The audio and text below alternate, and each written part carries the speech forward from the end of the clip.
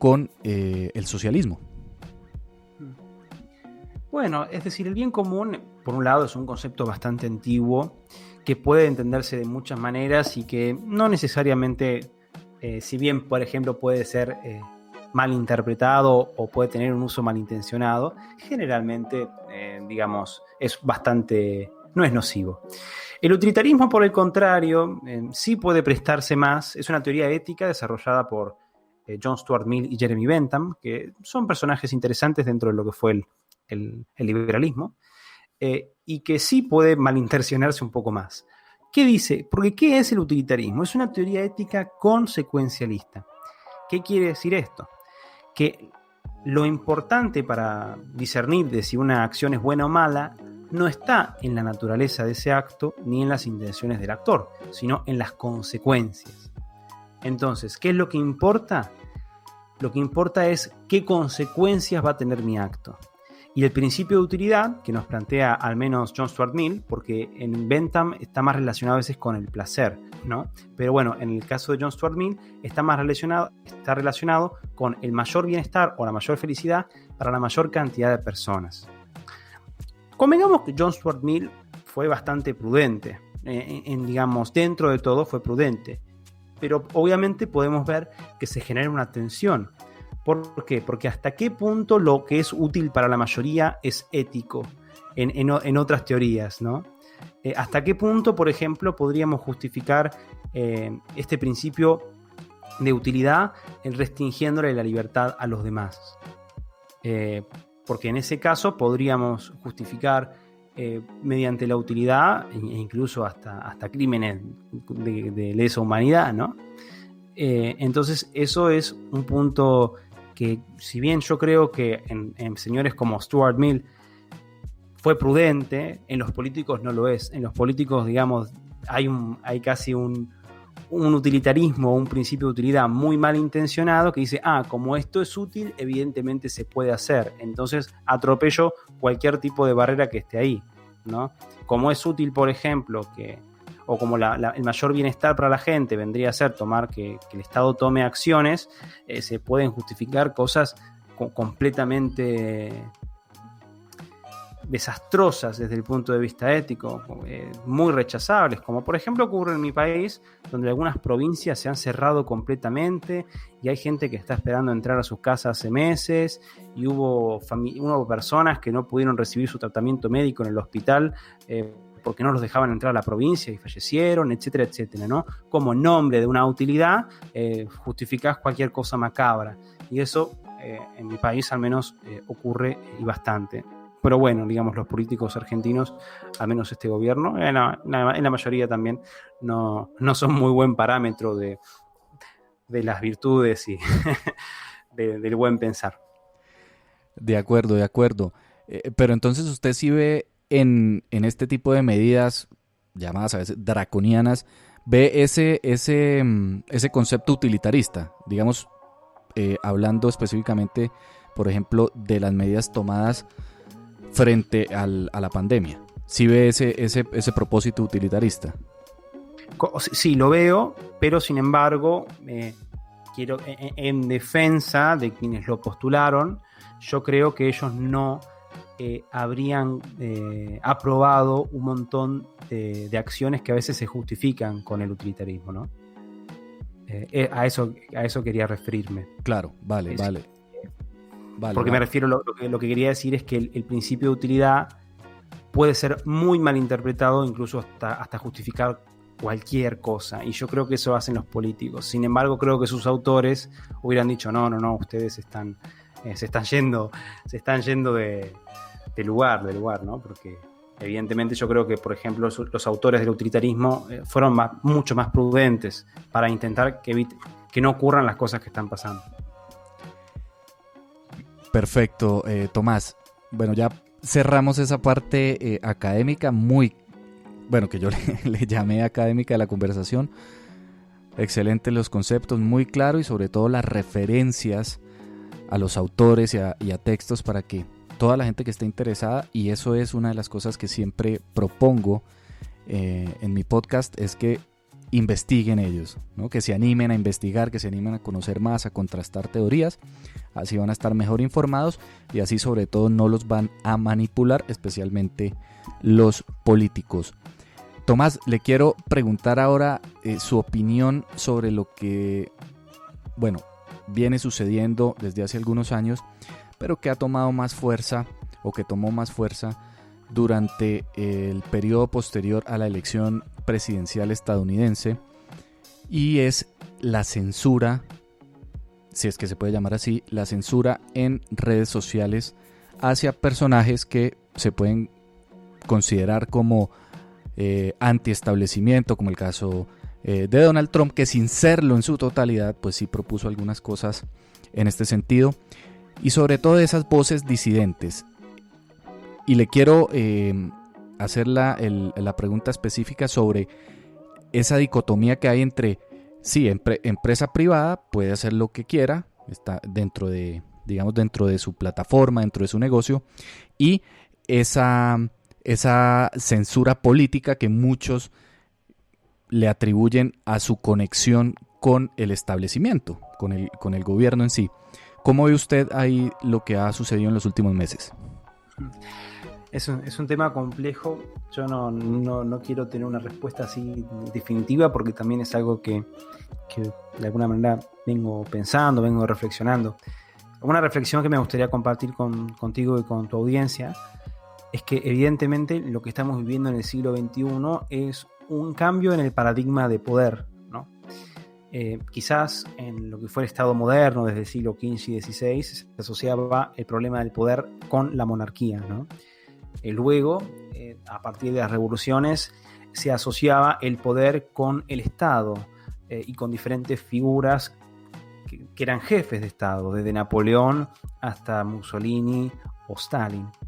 Y sin embargo ahora aparece quizás una interrogante más, y es hasta qué punto hoy los jefes de Estado tienen el poder. Y si en el siglo XXI ya no son los monarcas, ya no son los jefes de Estado, sino son grandes corporaciones que se han beneficiado del Estado durante el último siglo y que tienen incluso poder para prácticamente destituir un presidente por medio de todas sus herramientas en los medios de comunicación y en un montón de herramientas que tienen para, por decir así, sabotear el éxito de un presidente o de una figura política. Entonces, creo que en esta transición debemos tener un especial cuidado, porque evidentemente, como han marcado muchas personas, ya no es el mismo paradigma de antes, donde las empresas privadas digamos, no deberían quizás tener ningún tipo de no digo de intervención, pero como que deberían tener un pase libre porque simplemente son empresas privadas, porque hoy en día aparentemente ya habría grandes corporaciones que prácticamente tienen más poder que los estados, y eso genera preocupaciones y genera una situación muy tensa que yo creo que evidentemente va a generar muchos conflictos, y vamos a tener que, creo que en algún momento, tener una posición más combativa con esto. Especialmente si, por ejemplo, recordamos lo que hizo Edward Snowden, ¿no? Quien filtró un montón de información de lo que pensaba hacer Estados Unidos en conjunción o en complicidad con grandes corporaciones, entre ellas las redes sociales, con un proyecto básicamente de vigilancia total y un proyecto liberticida, ¿no? Entonces, evidentemente, las grandes corporaciones que han censurado a Trump, que principalmente es un grupo de personas entre los cuales está Facebook, por ejemplo, Mark Zuckerberg, evidentemente ya no hablamos de la empresarialidad y la pobre empresa, hablamos de quizás el enemigo, por decir así, en el siglo XXI, que ya no es el Estado, sino un montón de corporaciones que quizás pueden, digamos, eliminar un gobierno de un día para el otro, ¿no? Muy interesante la exposición, Tomás, y ahí le quiero hacer una pregunta rápida. ¿Cómo se le podría llamar? Y yo sé que usted ha hecho un video sobre esto, sino que ahorita mismo no lo recuerdo exactamente, o ha mencionado usted el concepto durante alguno de sus videos, y es ese capitalismo que ya no es de libre mercado, en donde el mercado o la libre competencia desaparece, como se puede estar dando en el sector tecnológico. ¿Cómo lo calificaría usted? ¿Como capitalismo corporativista o cuál sería el concepto preciso ahí?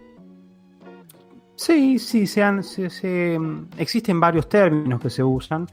Un capitalismo corporativista lo es, a veces hace más referencia, por ejemplo, a lo que ocurrió en Italia y en Alemania en los años 30 y 40 con Hitler y Mussolini. Sé que se usa mucho también el capitalismo de amigos, ¿no? Es un término. Sé que en Estados Unidos utilizan mucho el término crony capitalism, que bueno, no sé muy bien cuál es la traducción directa de eso, pero también refieren al mismo concepto. Sí, evidentemente, pero todos marcan lo mismo, ¿no? Que es como si fuera un capitalismo que ya no se basa en la libre empresarialidad y en la libre competencia, sino es como si fuera así una guerra entre grandes corporaciones y elites que están dentro del Estado y que en general incluso prohíben la empresarialidad y la libre competencia, porque tienen casi un carácter monopólico. Dos últimas preguntas, Tomás, antes de que cerremos nuestra charla. La primera, ¿el neoliberalismo es un término que está bien utilizado? Es decir, uno siempre escucha, especialmente a políticos socialistas, hablar sobre este neoliberalismo como si fuera el coco, ¿no? Aquí le decimos en Colombia el coco al monstruo que supuestamente va a venir a asustar a los niños si no se portan bien. ¿Es el neoliberalismo un término que está bien utilizado en la actualidad o durante los años desde su aparición? Yo creo que no, y al menos en Hispanoamérica sin duda que no. Evidentemente uno puede decir en muchas ocasiones, bueno, hasta qué punto es válido o no es válido un término, ¿no? Evidentemente el término existe.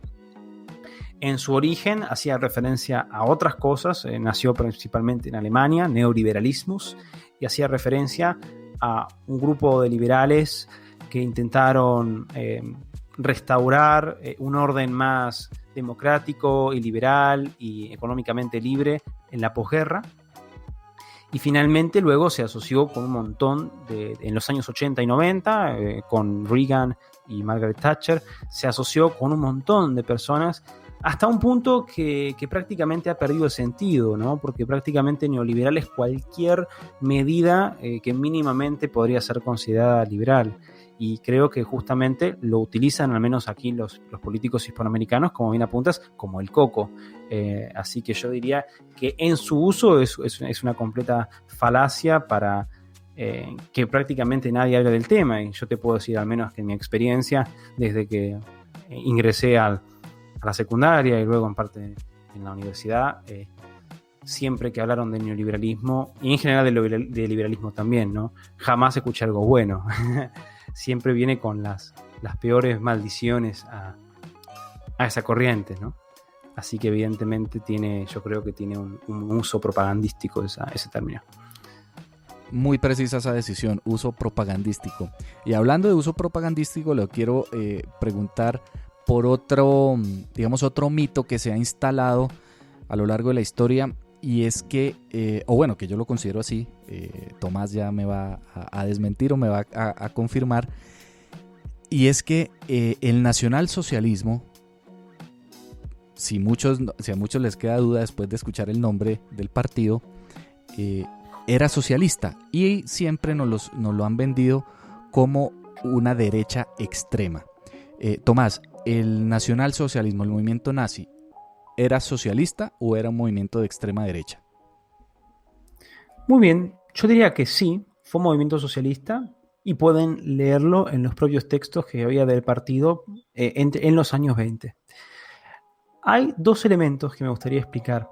Número uno, que el nacionalsocialismo, una de las estrategias fascinantes que hizo, es ocultar muchas de las intenciones y de los términos que quizás con los que simpatizaba, y que en realidad no se mostraron nunca, especialmente en lo que fueron las SS y muchos teóricos que de alguna manera ocultaron un montón del arsenal ideológico